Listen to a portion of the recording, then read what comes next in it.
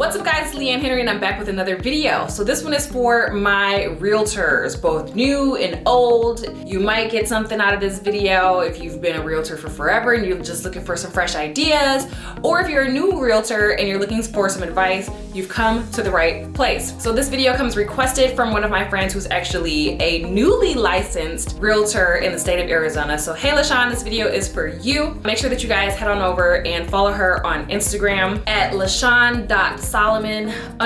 She's a realtor in Arizona, so if you guys are looking for a realtor, make sure that you hit her up. Something that's actually really fun for me as a realtor is hosting open houses. So I like hosting parties, I like throwing parties. So for me, it's kind of like throwing a mini party that only lasts for like 2 hours, and it's kind of one-sided because I stay there the whole time, then the guests come and go. But I still look at it as like a fun event, a fun thing for people to come and be a part of. Come check out this house that I'm showing you.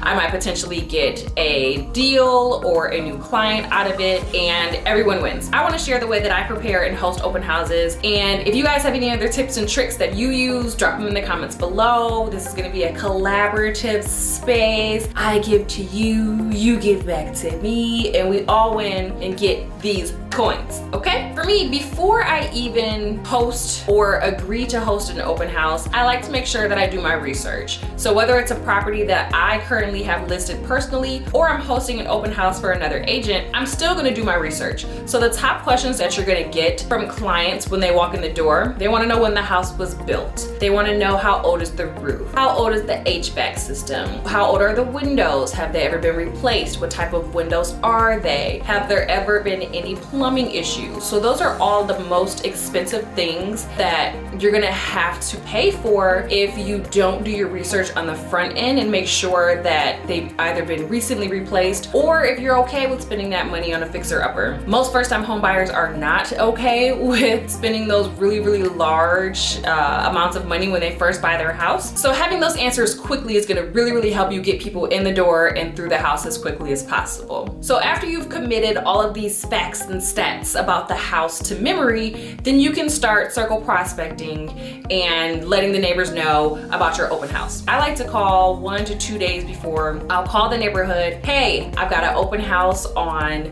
7262 Prospect Drive. Right now would be a great time to pick your neighbors, and if you're as nosy as I am, you just wanna see what the neighbor's house looks like, come on by and come check it out. So just fun ways of inviting people through, just getting some foot traffic, because you never know who people know and they might be able to bring their buyer with them. Circle prospecting, calling the neighbors, and posting. So post it on your Instagram, post it on your Facebook. Make sure that it's posted on the MLS, it's posted on Zillow and all the other places that people go to find these open houses. You want to make sure that they're posted at least 48 hours in advance, but ideally probably about a week in advance, so that people have time to plan and they see that it's happening and you're reminding them every day. Something that I really like to do as well is posting the picture of the listing in my Instagram story, but putting a countdown so that people can add a reminder for that countdown and they'll know when it's coming. Instagram is really great with that. So finally, the day of, the time has come, the walrus said,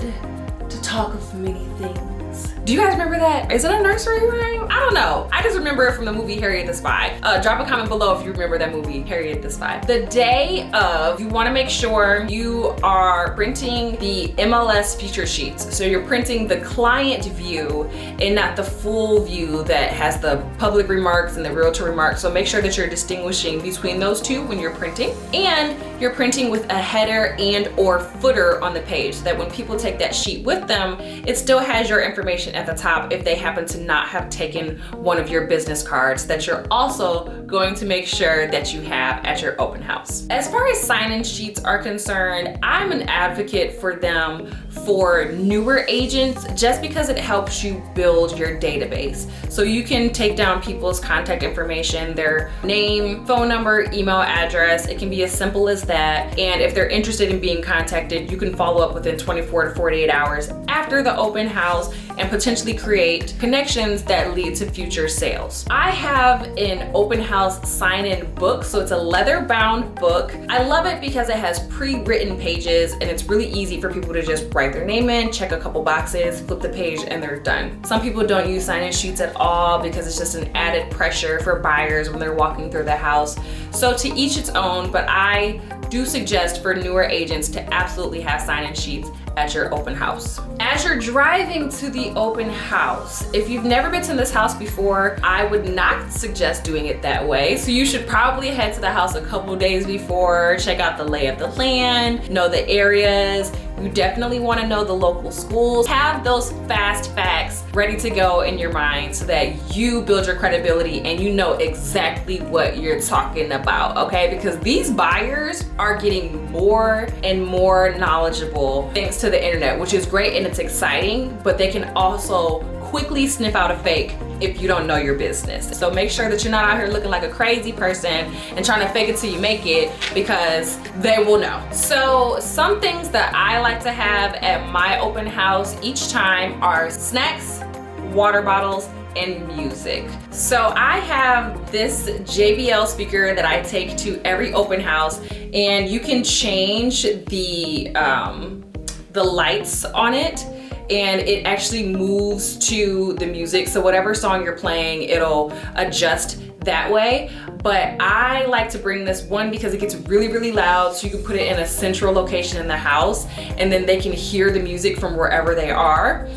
Or like for the older people who come in, this is something that they've probably never seen before. So it's a really great conversation starter. I just like to find anything to create a closer connection with the people who walk through the house versus them just looking and leaving. Almost no one is gonna want shoes all throughout their house. So make sure that you have shoe covers available for anybody who walks through the house. And then I put them in a basket. So I got this really cute basket from Home Goods, I believe. So I take this to my open houses and I stick all of the shoe covers in them, and it's just a really chic touch when they first walk in the door. All of the small little details, people, even if they don't comment on them, they notice it and they care about it. If you don't want to spend the money to get a really fancy trash can, another option that I have is a wire wastebasket that I got from Dollar Tree. Also doesn't look bad either. And then printing a sign that says,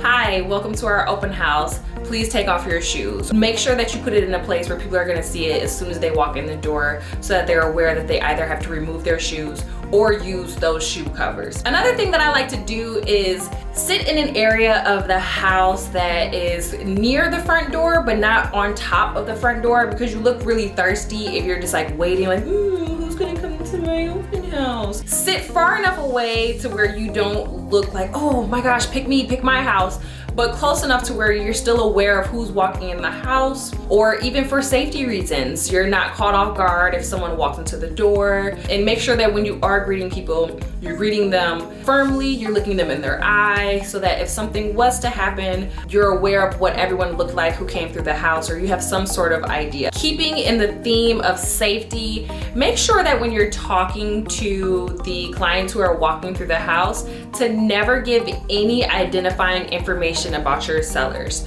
People might ask, oh, you know, what's their last name, or what's their profession, or do they have children that go to the local schools, or whatever it is. It might seem like harmless questions and it wouldn't hurt to answer them, but never give any personal identifying information about your sellers. You never know who's asking, so it's your duty to make sure that you protect your seller. We subscribe to a code of ethics as realtors, and we need to make sure that we're protecting our clients. So I'm an agent in Michigan, and our weather is crazy. So it's very, very hard to plan around the weather. But if at all possible, if you can have an open house on a day where it is sunny, then that is absolutely gonna help your foot traffic. Conversely, if you've planned an open house and it's supposed to be a blizzard, or it's supposed to be a really bad thunderstorm or something like that, it's probably best to cancel it and reschedule it for another day. For the safety of everyone around, you don't want anybody slipping and sliding and trying to come and see these granite countertops, you know, like that can wait.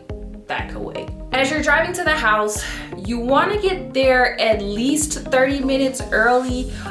There's a couple of times where I've gotten to the house where I'm kind of just, skirting on in with a couple of minutes to spare. But you want to make sure that you're getting there early for a couple of reasons. You get inside, you turn on all of the lights, make sure that you know the lay of the house, that if there was an emergency and you had to find a way out other than the main entrance, that you're aware of where that is. And as you're driving, you're placing your signs on the road. So you're making sure that your open house signs are in places that are at busy intersections. People are gonna see them when they're at red lights. Any way that you can drive traffic to that open house, it's really important that you do so. I also like to ask people almost as soon as they come in, so how'd you find out about us? Sometimes people say, oh yeah, we saw the signs, we were driving, we're coming back from church or coming back from lunch or whatever it is. Or people will say, yeah, we saw it on Zillow, or our realtor sent it to us. So it's just a good way to gauge which ways are working to kind of drive foot traffic to your open house as well.